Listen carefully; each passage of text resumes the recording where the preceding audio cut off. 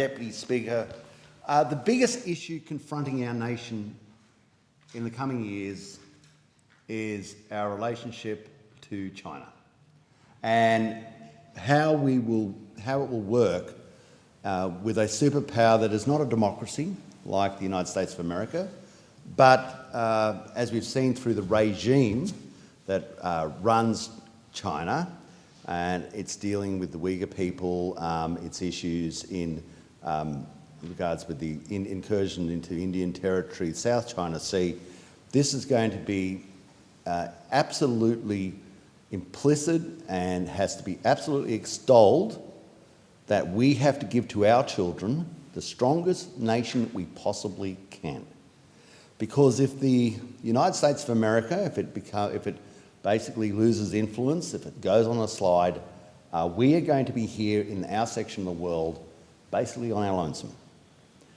So what is part of doing that? How do we do that? I think Australia has tied itself too much in sort of a benevolent regulatory tape that actually impedes our capacity to grow as a nation. We are doing it in a range of forms with some of our climate policies, because we are marching down a road that might be applicable to Europe and the issues that are facing Europe or facing other nations, but they're not the biggest issue facing our nation. And we do it in other areas as well, Madam Deputy Speaker. We do it in everything from water policy to where we try to construct a dam, and all the time we are butting our heads up against people who their only goal is to try and stop it.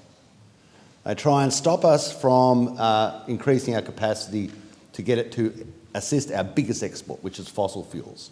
They stop it when we try to construct a dam. We are now going to a position in our nation where Altona has closed down. We're going down to 2 refineries. Vales Point is no longer upgrading. Our power capacity is reducing. Our capacity to build dams by reason of our own green legislation is impeded. And this is not going to assist us. There has to be an epiphany in our nation where we understand what is our real challenge coming forward. And we must immerse ourselves in the real challenge that is before us. In the future, I don't know what will happen in 2050. What I'm very aware of is what's happening right now. And when we hear about a major city in a place such as Daru off our coast, we should really wake up as to exactly what our challenge is now. I call the member